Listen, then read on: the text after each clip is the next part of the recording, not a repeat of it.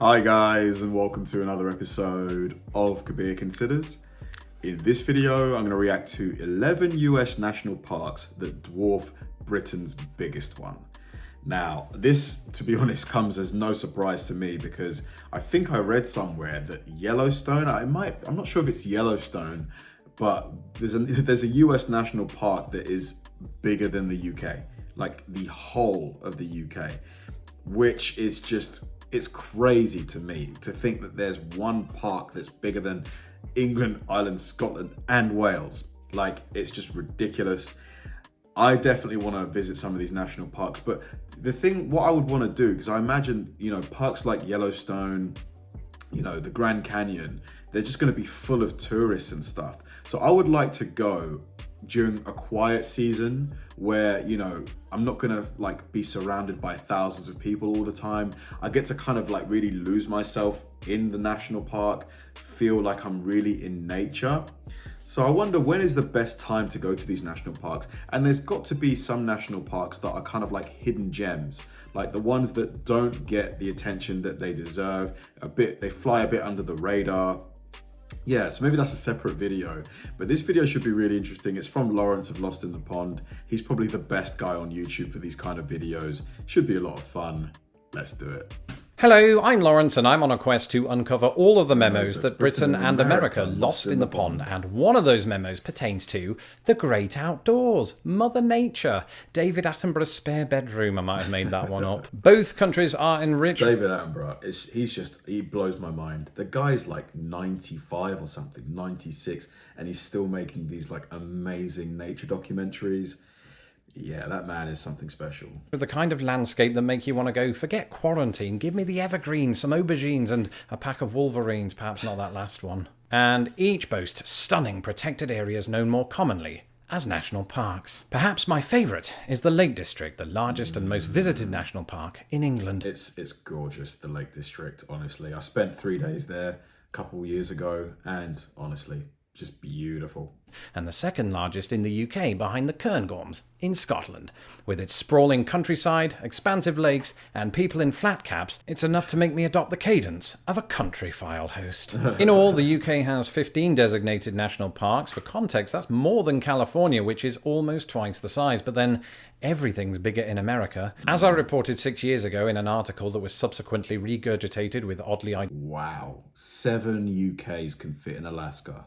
That's just mad. Identical wording by the Daily Mail, who didn't cite me as a source. 11 states are larger than the UK. By sheer coincidence, the same number of US national parks make the Cairngorms look smaller than my front garden. And I don't have one.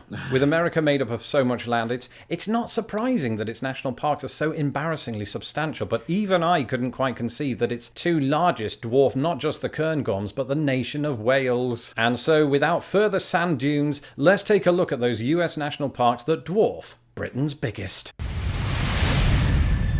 President Theodore Roosevelt said that in the Grand Canyon, Arizona has a natural wonder which is in kind absolutely unparalleled throughout the rest of the world, except for my mustache. Surprisingly though, it's the smallest US national park on this list. In 2019, the National Park Service, accounting for public and private land, recorded an area of 4,800 kilometers squared. That's about 1.1 Cairngorms. So okay, in that sense, it doesn't exactly dwarf it, but like every other entry on this list, it's larger than Rhode Island. And if you could stretch the Grand Canyon into a single straight line, none of us would survive the resulting earthquake. No, if you could stretch the Grand Canyon into a single straight line, it would travel from the top of the Cairngorms to the bottom of the Lake District. Wow. Also, Britain's second tallest mountain is located in the Cairngorms. It's called Ben Macdui, which comes from Scottish Gaelic meaning Macduff's Hill. I will hereafter refer to it as Macduff's Hill because, Shakespeare, but also because I'm not convinced I know how to pronounce Macdui.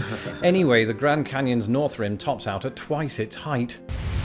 The Grand Canyon, is it... I think I heard somewhere that it's the result of an asteroid or a comet hitting that area, creating that massive crater. That's probably the most plausible. That is what happened, isn't it? Or was it maybe an earthquake or something like that? I'm guessing it's an asteroid. How deep is the Grand Canyon? How low does it go? Everglades National Park, known affectionately to me as the Broads of America, is surprising in its own right. I mean, super-sized national parks are usually synonymous with America's West, but this tropical wilderness with its herons, alligators, and whatever the hell this is, sits within the southern tip Is of that like a platypus or a sea lion? Florida. It is larger in overall area than the Grand Canyon. Grand Canyon. Canned Canyon sounds like quarantine food. And it is the third largest national park in the lower 48. It stands to reason then that it also eclipses Britain's biggest at 6,107 kilometers squared. The Everglades is equal to roughly 1.3 Cairngorms. However, famous for its expanse of wetlands, the Everglades is not known for its height. That's why it's the only park on this list with a less impressive elevation than Macduff Hill, even if the next entry just about beats it. Kobuk Valley. High up in the Arctic region of Alaska, one of America's lesser-known national parks is quietly and frigidly providing spectacular views of nature at their most surprising. Like the Everglades, it has sprawling wetlands, but also unfathomable sand dunes and snow-capped mountains. It's also larger than Delaware. Among the least visited national parks in the country, this 7,000 square kilometers of land equates to 1.6 Cairngorms, and its tallest mountain, named Mount that is What word? Hold on, let's go back here. named Mount Mount Angayaku Aksrak. Mount Angayaku Aksrak. That is an interesting name. I'm guessing, is this from the Native Americans, maybe? That is just 470 feet taller than Macduff, so okay, this one doesn't exactly set the world on fire, but our next entry might. Yellowstone. Straddling the northwest corner of Wyoming, Yellowstone National Park sits atop a supervolcano so massive it's impossible to talk about it without morphing into a BBC narrator describing the protracted events of an aviation disaster. While we don't know if or when an eruption might occur, we do know this. Yellowstone National Park is I heard that Yellowstone, if the volcano went off, it would have like worldwide effects with the amount of CO2 it would pump into the atmosphere. It would like cause like massive problems and stuff like that. And isn't it due any day now as well? twice the size of the Cairngorms. Famous for its geysers, waterfalls, and collection of not very convincing supernova, Yellowstone is the second largest national park in the lower 48. It's almost 9,000 square kilometers, and never mind supervolcanoes, the tallest mountain in Yellowstone is Eagle Peak, which stands taller than Macduff, Macbeth, and Lady Macbeth combined. Sounds like the work of geological witchcraft to me, and if that's true, something wicked this way comes. This one almost didn't make the list, not because it's not impressively huge, but because I almost confused it for the much smaller Glacier National Park in Montana. To be clear, Glacier Bay National Park is very decidedly in Alaska and is more than 3 times the size of the former. Heck, it almost pummels the Cairngorms by the same number. Mental! In Alaskan terms, the park is actually quite close to the state capital of Juneau and is a convenient cruise destination. This accounts for why it receives more annual visitors than most of its Alaskan counterparts. Its gentler climate probably helps too, not that our next entry would know anything about that. So national parks, they're protected, aren't they? You can't live in a national park, can you? Or can you? I imagine, if the population keeps going up and up and up and up, like, would there ever be like a concession made that maybe small parts of a national park could be developed like into sort of like, residential areas?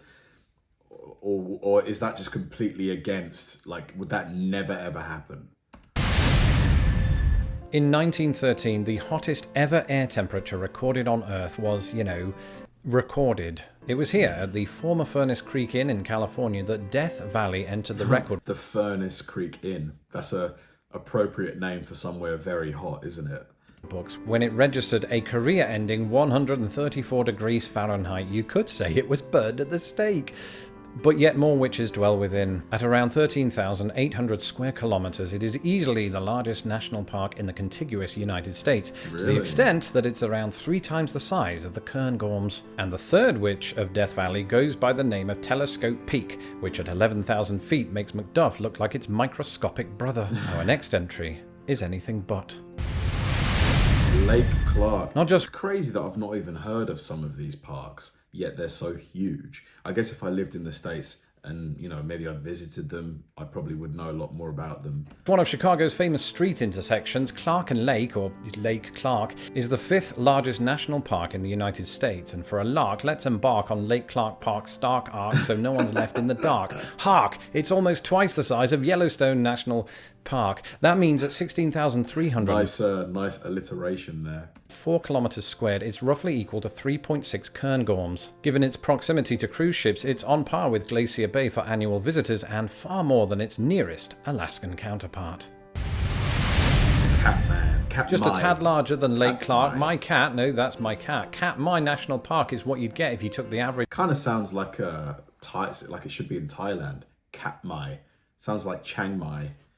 area of Connecticut and New Jersey. The park is named after one of my new favourite peaks, a large stratovolcano with a wide crater lake just casually hanging out on top. That's beautiful. It's a good 2,500 feet taller than Macduff and, to further the Macbeth reference, does look a bit like a cauldron. And if that wasn't enough, the park by its... Look how like blue the water is.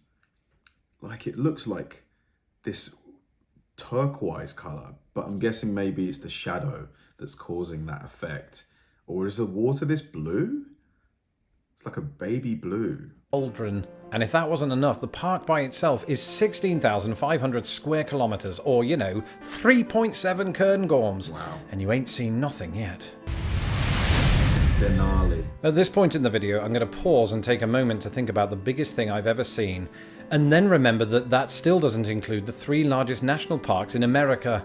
The 3rd largest of those is Denali National Park and Preserve, which weighs in at approximately 4.4 Cairngorms, or, Slovenia. It's perhaps not surprising that Alaska, a state whose total area is 7 times larger than the UK, protects such unfathomable stretches of land. But with Denali, there's also the small matter of... Okay, I'm guessing that if the population of the US did jump up massively, rather than, build residential places in national parks, you've got places like Alaska, which, I think are really sparsely populated. I guess the government could incentivize people moving there. Maybe you get some kind of credit if you buy a home in Alaska. Maybe you get the government will chip in with $5,000 or something like that. I'm just thinking because the population, I think by 2100 is projected to get to 10 billion people, which is 25% more than where we are now. That's a lot more people.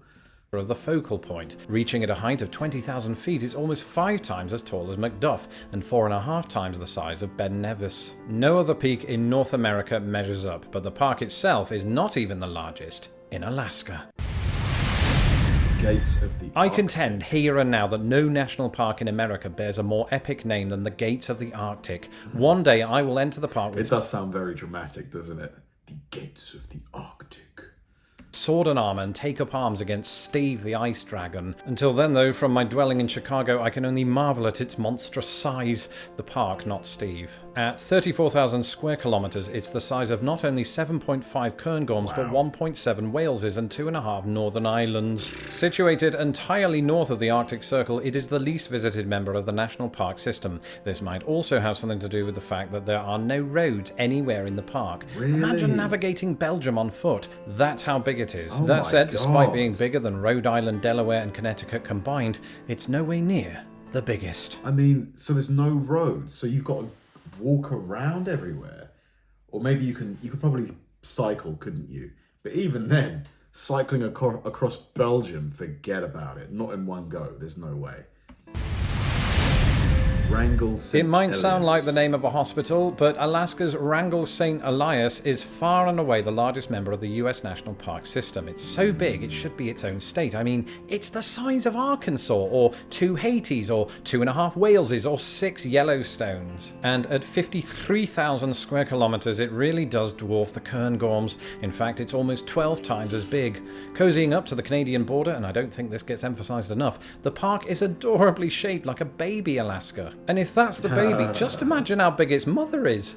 If the park ever became the 51st state, it would be the 29th largest in the Union. On top of that, it boasts America's 2nd tallest peak and 4th highest volcano, one that violently erupted 2,000 years ago. Its name? Mount Churchill, named for a British statesman you might have heard of. As Churchill himself once said, "Now is not the end, it is not even the beginning of the end, but it is perhaps the end of the beginning."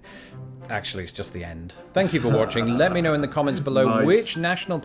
Yeah, I think the moral of the video is that America is massive. Absolutely massive. And I think until I do a road trip, a proper road trip of the place, or just explore some of the biggest states like Texas, you know, that's when I really get a feel for the size of the place. Because, you know, being in the UK, like, it feels like the UK is pretty big. Like, you know, to get from London to Birmingham, you know, that's like a 2.5 hour drive, which to me and most people in the UK is a long drive. But then you get people in the comments. I remember reading a comment saying, you know, they used to commute 2 hours, like 2 hours to work, 2 hours back every day, which is just, I couldn't imagine doing that. To me, that is just crazy, that amount of time. And I think it was like normal, which, you know, puts into perspective, you know, what is seen as a normal drive in the States it's like a day trip, you know, pretty much. Yeah, the USA is absolutely massive and I cannot wait to explore it. Thanks for watching, guys, and I'll see you in the next one.